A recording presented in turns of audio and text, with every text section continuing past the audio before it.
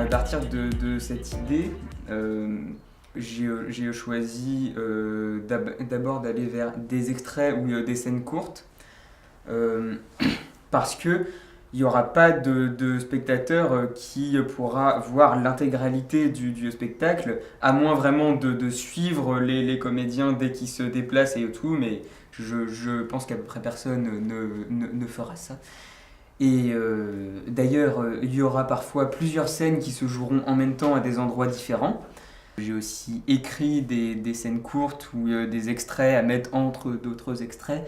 Euh, Parce que oui, on est vraiment sur l'idée de chacun peut apporter des bribes et on voit ensemble comment est-ce qu'on les organise après et qu'est-ce qu'on retient ou pas.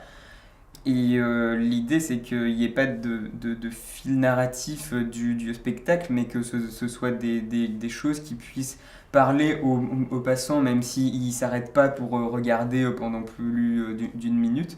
Parce que de toute façon, vu qu'on bougera beaucoup et qu'il y aura plusieurs scènes de jeu, personne ne pourra voir tout le spectacle. Et donc, du coup, on n'a pas cette contrainte-là de garder l'attention des gens d'un moment à l'autre et qui se disent pas ah, mais là je comprends pas, ça n'a plus rien à voir, je suis perdu. Vu que justement, on va au contraire essayer de mobiliser l'attention des gens sur des temps assez courts. Et donc on fonctionnera vraiment par petites scènes, par petits mouvements. Moi, sur le texte et sur les scènes que j'ai imaginées, ça porte plutôt sur la vie quotidienne, sur des questionnements qu'on peut avoir par rapport à la façon dont on vit au quotidien et sur comment est-ce qu'on se comporte dans l'espace public, donc dans les lieux passants, dans les transports en commun.